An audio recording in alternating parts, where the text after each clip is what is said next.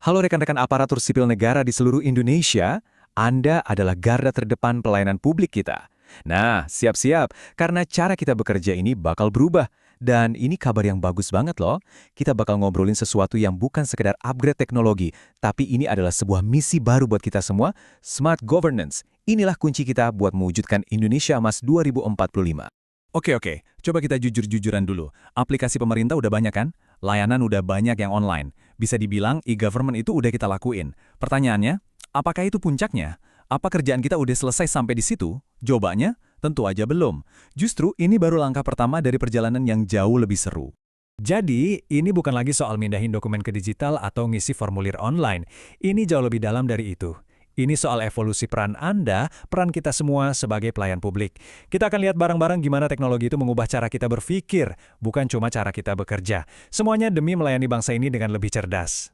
Nah, analogi di sini pas banget. Coba bayangin deh, semua yang udah kita bangun dengan susah payah di e-government, itu tuh fondasi beton yang kokoh, itu kerja keras, dan itu penting banget. Tapi kan nggak ada orang yang tinggal di fondasi doang ya, ya kan? Misi kita sekarang adalah membangun gedung pencakar langit yang efisien, responsif, dan super cerdas di atasnya.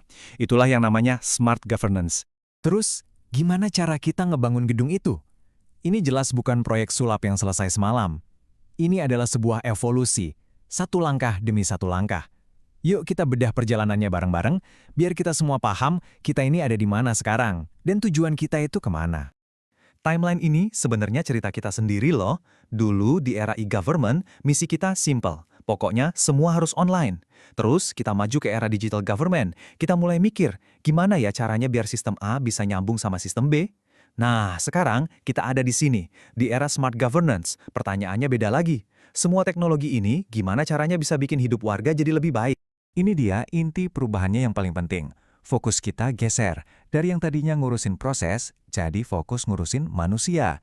Dulu mungkin kita nanya, gimana cara bikin KTP online? Sekarang pertanyaannya jadi, gimana teknologi bisa bikin warga kita merasa lebih aman, usahanya lebih maju, dan hidupnya lebih gampang?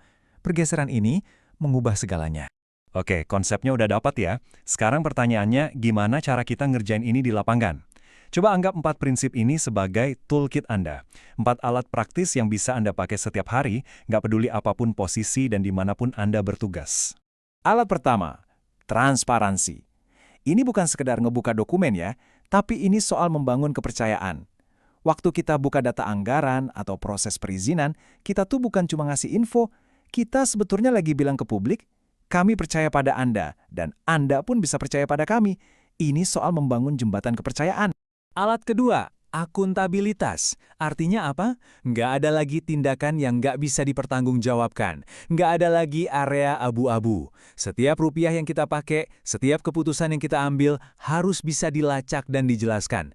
Teknologi di sini jadi alat kita buat ngebuktiin integritas kita dalam setiap layanan. Alat ketiga, partisipasi. Udah lewat masanya di mana pemerintah tahu yang terbaik. Kekuatan kita sekarang justru datang dari kemampuan kita buat mendengar. Pemerintahan yang cerdas itu secara aktif ngajak warganya diskusi, bukan pas kebijakannya udah jadi, tapi justru dari awal banget, buat bikin solusi yang benar-benar dibutuhkan. Dan alat terakhir, efisiensi. Ini soal kerja lebih cerdas, bukan cuma kerja lebih keras. Gimana caranya kita bisa potong 3 langkah birokrasi jadi 1 langkah aja pakai data? Gimana caranya kita mastiin bantuan sosial itu nyampe ke orang yang tepat tanpa telat? Nah, itulah efisiensi. Memastikan setiap sumber daya negara ngasih dampak maksimal. Saya tahu, konsep ini kedengarannya gede banget. Tapi, perubahan itu selalu dimulai dari Anda, dari langkah-langkah kecil. Coba lihat di sini. Nanti setelah ini, coba deh pikirkan. Ada nggak satu aja proses di meja kerja Anda yang bisa dibikin lebih transparan? Atau bisa nggak Anda bikin satu survei sederhana buat nanya pendapat warga?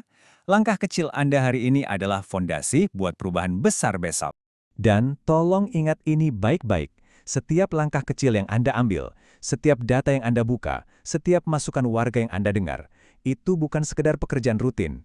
Itu adalah satu kepingan puzzle.